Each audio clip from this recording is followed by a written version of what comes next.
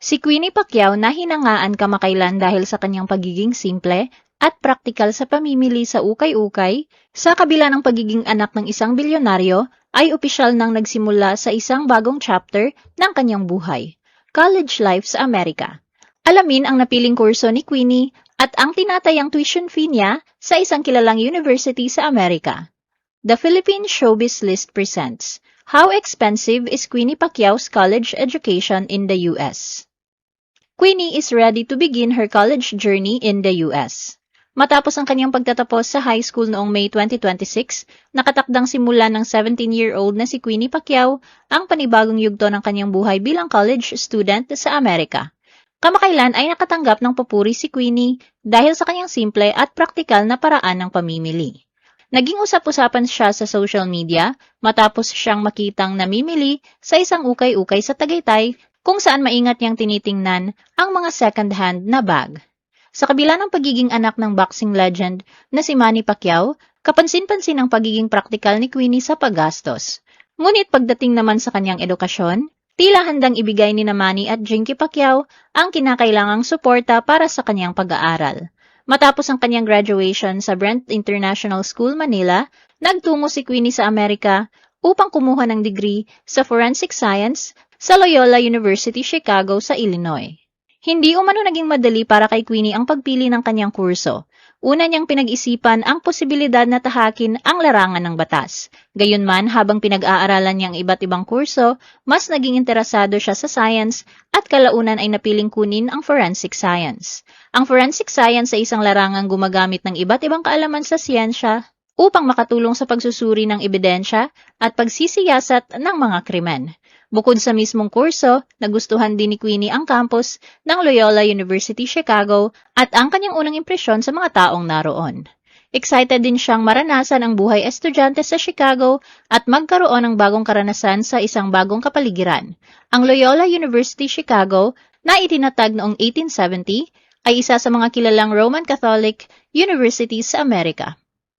Queenie's estimated college tuition fee. Malaking investment ang kakailanganin ni Queenie para sa kanyang college education sa Amerika, lalo na't napili niyang kumuha ng Bachelor of Science in Forensic Science sa Loyola University, Chicago. Batay sa impormasyon mula sa opisyal na website ng university, ang tinatayang kabuuang gastos para sa 2026-2027 academic year ay nasa $77,000 o humigit kumulang 4.73 million pesos. Kasama na rito ang tuition at iba pang kinakailangang bayarin, university housing at standard meal plan. Samantala, ayon sa The Filipino Times, ang tinatayang undergraduate tuition ni Queenie ay nasa $28,465 bawat semester, katumbas ng humigit kumulang 1.75 million pesos. Kung 2 semester ang pagbabasehan, ang tuition pa lamang ay aabot na sa tinatayang $56,930 o nasa 3.49 million pesos. Hindi pa kabilang dito ang iba pang gastusin gaya ng tirahan, pagkain, mandatory fees at iba pang personal na pangangailangan. Sa Loyola University, Chicago, ang BS in Forensic Science ay nakatuon sa Natural at Physical Sciences na nagbibigay sa mga estudyante ng pundasyon para sa mga career na may kaugnayan sa forensic science at iba pang larangan. Ayon sa university, may sapat na kaalaman at karanasan ang kanilang faculty upang ituro ang mga sensitibong paksa ng maayos. Mayroon din silang suporta at gabay para sa mga estudyanteng haharap sa mas mabibigat na bahagi ng kanilang pag-aaral. Queenie received full support from her family. Isang emosyonal ngunit masayang sandali para sa pamilya Pacquiao ang paglipat ni Queenie sa kanyang dormitory sa Loyola University, Chicago, kung saan niya sisimula ng kanyang college journey. Personal na sinamahan ni Manny at Jinky si Queenie habang inaayos nito ang kanyang bagong tirahan sa campus. Kasama rin nila ang nakatatandang anak na si Princess Pacquiao na tumulong sa pag-aayos ng mga gamit ni Queenie.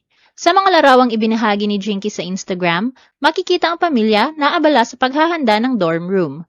Tumulong si Jinky sa pagtitiklop at pag-aayos ng mga damit ni Queenie, habang si Manny naman ay umakyat sa loft bed upang ilagay at ayusin ang bedsheet sa kanyang higaan. Ibinahagi rin ni Jinky ang kanyang damdamin bilang isang ina sa pagsisimula ng bagong chapter ng buhay ng kanyang anak. Para sa kanya, bagamat masaya siyang makita si Queenie na handang harapin ang bagong hamon, may kaakibat din itong pangungulila dahil malayo na ito sa kanilang pamilya.